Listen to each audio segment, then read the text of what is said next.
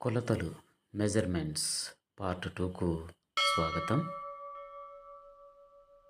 ఈ పార్ట్ 2లో మనం మూలరాశులు, ఉత్పన్న రాశుల గురించి తెలుసుకుందాం. ప్రకృతిని అర్థం చేసుకోవాలన్నా, శాస్త్రీయ విషయాలు తెలుసుకోవాలన్నా మనకు 3 మూలరాశులు అవసరమవుతాయి. వాటి యొక్క కొలతలు అవసరమవుతాయి. పొడవు, ద్రవ్యరాశి మరియు కాలం అనే వాటిని మనం మూలరాశులని అంటాం. ఎందుచేతననగా అవి ఒకదానిపై ఒకటి ఆధారపడవు మరియు వాటిని ఇంకా మరింత సూక్ష్మ రాశులతో మనం వివరించలేం. మిగిలిన రాశులు ఉదాహరణకి వైశాల్యం, ఘనపరిమాణం, సాంద్రత, వేగం అను వానిని ఉత్పన్న రాశులు అని అంటాం.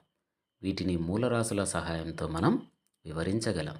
ఉదాహరణకి వైశాల్యం పొడవు ఇంటూ వెడల్పుగా రాయవచ్చు. ఘనపరిమాణం పొడవు ఇంటూ వెడల్పు ఇంటూ ఎత్తుగా మనం రాయవచ్చు.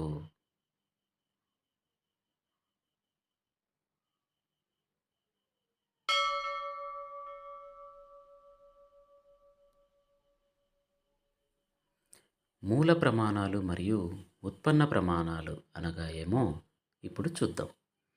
మూలరాశుల ప్రమాణాలను మూల ప్రమాణాలు అని అంటాం. అలాగే ఉత్పన్న రాశుల యొక్క ప్రమాణాలను ఉత్పన్న ప్రమాణాలు అని అంటాం. మరి ఉత్పన్న ప్రమాణాలను మూల ప్రమాణాల నుంచి మనం ఉత్పాదించవచ్చు. కాబట్టి ఉత్పన్న రాశులనేవి మూలరాశుల ఆధారం మీద ఆధారపడతాయి. కాబట్టి తదనుగుణంగా ఉత్పన్న ప్రమాణాలు కూడా ఉత్పన్న రాశుల మీద ఆధారపడతాయి.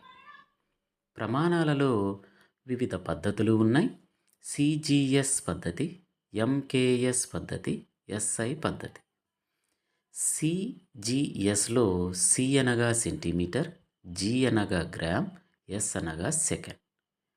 ఎంకేఎస్లో ఎం అనగా మీటర్, కే అనగా కిలోగ్రామ్, ఎస్ అనగా సెకండ్.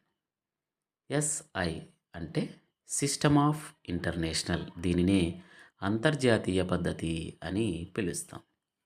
మనం పట్టికలో గమనిస్తే సిజిఎస్ పద్ధతిలో పొడవును సెంటీమీటర్లలో కొలుస్తాం, ద్రవ్యరాశిని గ్రాముల్లో కొలుస్తాం, కాలాన్ని సెకండ్లో కొలుస్తాం. మిగిలిన వాటికి ప్రమాణాలు లేవు. ఎంకేఎస్ పద్ధతిలో పొడవును మీటర్లలో కొలుస్తాం, ద్రవ్యరాశిని కిలోగ్రాముల్లో కొలుస్తాం, కాలాన్ని సెకండ్లలో కొలుస్తాం. మిగిలిన వాటికి ప్రమాణాలు చెప్పలేదు.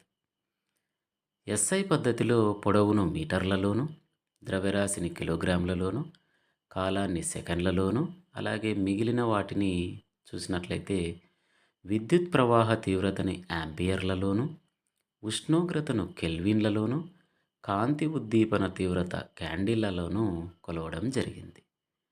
కాబట్టి సిజిఎస్, ఎంకేఎస్ పద్ధతిలో ఏవైతే మూడింటికి చివరగా ఉన్న వాటికి ప్రమాణాలు లేవు, కానీ ఎస్ఐ పద్ధతిలో వాటికి ప్రమాణాలను తెలపడం జరిగింది.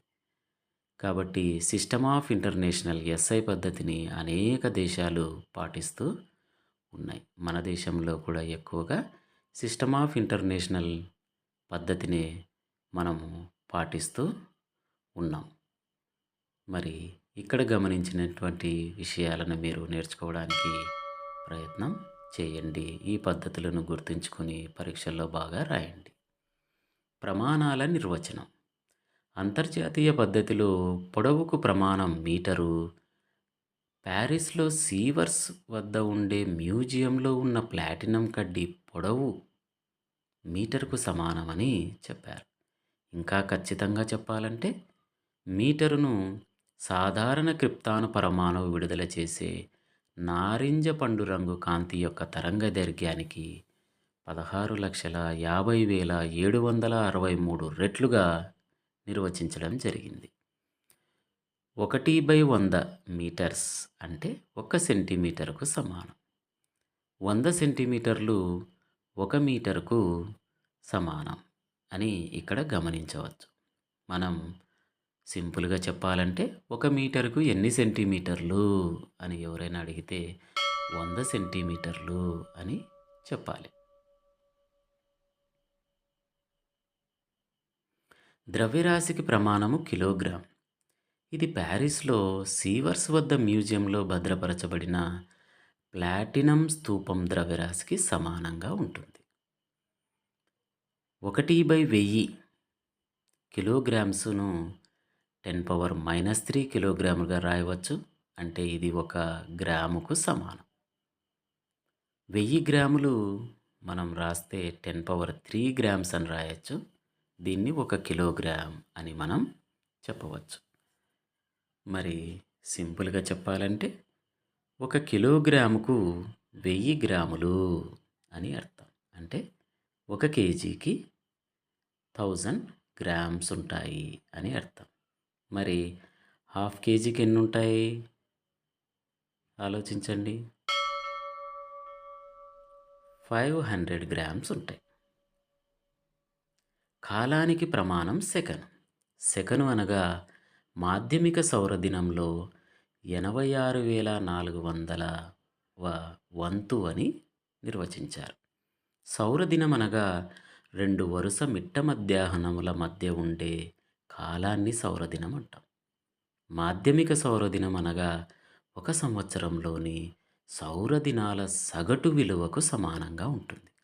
ఇంకా ఖచ్చితంగా నిర్వచించాలంటే సెకను అంటే సీజియం 133వ పరమాణువు 919,26,31,770 కంపనాలు చేయడానికి పట్టే కాలంతో సమానమే ఒక సెకను అని నిర్వచించడం జరిగింది. అంటే కన్ను మూచి తెరిచే లోపల అన్ని కంపనాలు చేస్తుందని అర్థం. సబ్స్క్రైబ్.